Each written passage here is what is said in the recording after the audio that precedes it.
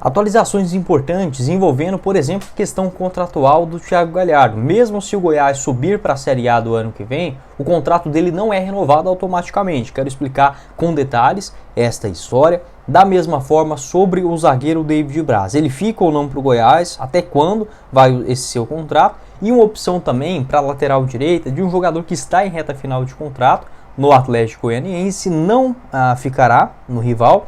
E eu vi alguns torcedores também comentando sobre essa possibilidade. O Atlético, que é um dos clubes que sondaram recentemente o Dieguinho. Só antes de começarmos o nosso vídeo de hoje, eu peço para você deixar seu like aqui embaixo, se inscrever em nosso canal, ajudar a gente a chegar nesta marca de 15 mil inscritos, que é a nossa próxima meta no YouTube do Goiás News, e fazer a sua aposta também com a SeguroBet. Lá você começa a palpitar a partir de R$5 via Pix, sem burocracia. O link no primeiro comentário fixado, com 100% de bônus no valor dos seus 3 primeiros depósitos, pelo menos. Só a SeguroBet faz isso para você. Próximo jogo contra o Amazonas.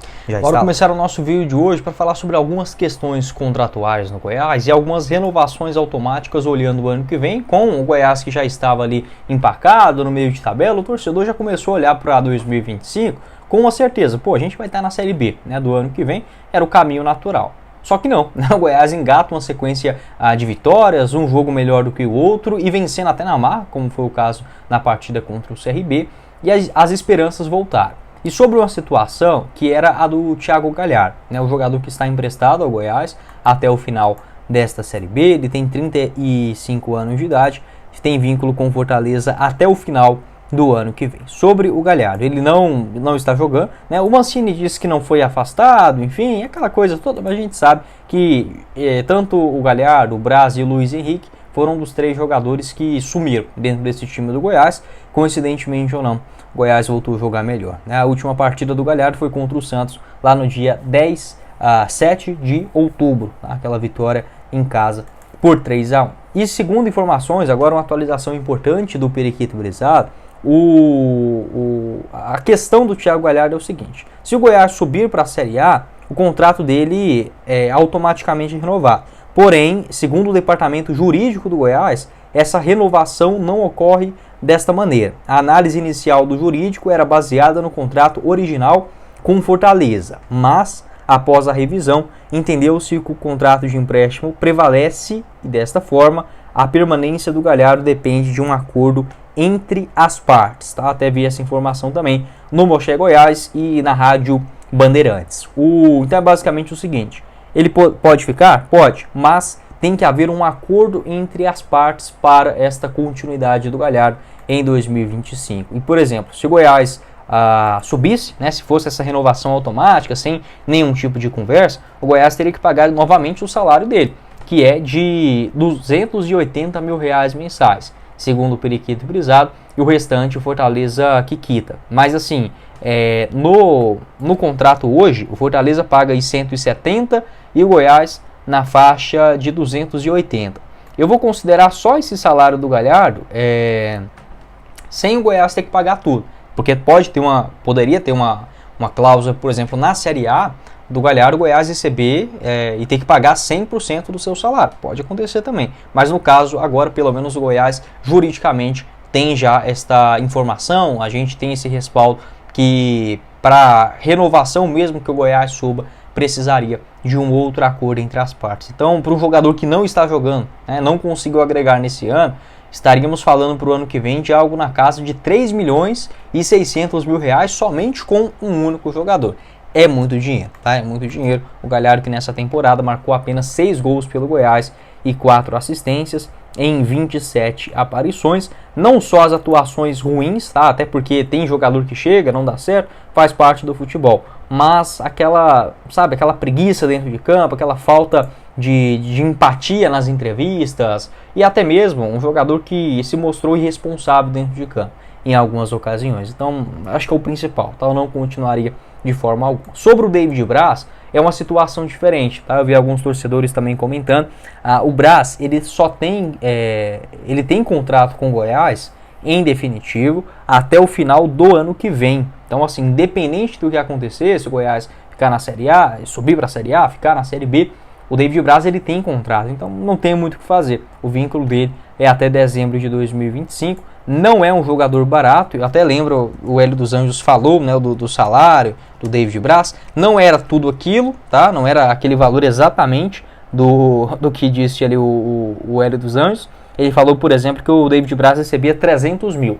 Não é tudo isso, tá? Não é tudo isso, mas é um jogador que custa mais do que 150 mil reais mensais aos cofres do Goiás, então também não compensa. Ah, esse jogador, o último jogo dele foi contra o Santos também, participou de 5 minutos daquele duelo, e a última partida como titular faz ainda mais tempo, né? O último jogo como titular foi contra o Ituano, lá no dia 24 de agosto. E o David Braz muito lento, ele até começa bem a Série B, um zagueiro bem posicionado, bem fisicamente, um fôlego incrível naquelas primeiras rodadas, mas caiu demais. Vamos ver, né? Dependendo da situação, mas acredito que é mais um que o Goiás tentará uma rescisão contratual. Para você apostar no jogo do Goiás contra o Amazonas, é na SeguroBet, a partir de R$5 via Pix, sem burocracia, o link no primeiro comentário fixado, e você ganha 100% de bônus no valor do seu primeiro depósito, e ainda assim, no valor do seu segundo você recebe mais 125, no valor do terceiro depósito, 150%, só a SeguroBet faz isso para você. Uma vitória do Goiás fora de casa está pagando 1,86 a cada real apostado, um empate a 3,41. Vitória do Paysandu contra o Novo Horizontino, que seria o cenário perfeito para o Goiás, né? Nesse sabadão, vitória do Paysandu fora pagando 7,10 a cada real apostado, e ainda tem Operário e Mirassol, com vitória do Operário em casa a 2,58. Essas e todas as outras cotações, não só na Série B do Campeonato Brasileiro, mas também das partidas da Série A, jogo da Seleção Brasileira também nesta quinta-feira contra a Venezuela, na próxima terça frente ao Uruguai. O link logo aqui abaixo no primeiro comentário fixado, o nosso parceiro aqui do Goiás News.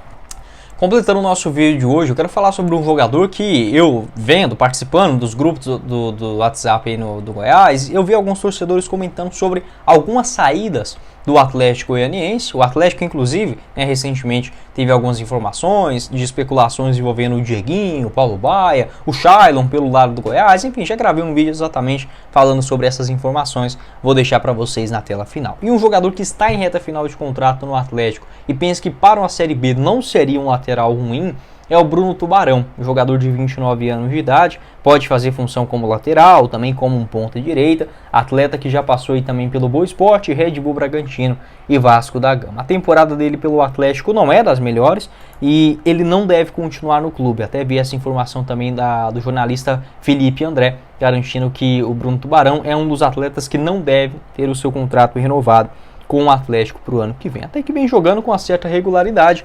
O Atlético teve a coragem de contratar o Maguinho, né? Então, assim, para a Série A é uma aberração.